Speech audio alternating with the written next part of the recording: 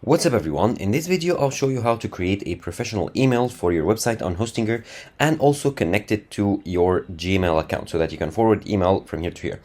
So here I'm on the Hostinger account right here, and to create an email go to emails. Of course I need to have a professional web hosting for a domain in order to create emails for this domain. So I've created a sample email here at theinstantnews.com, and now I need to click on manage.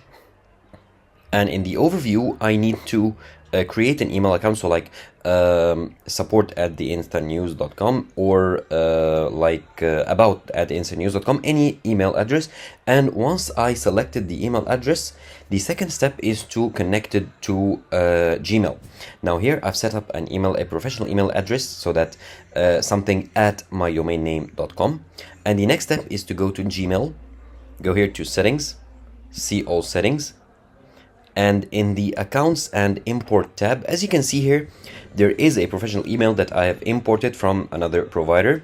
So that's for a different project.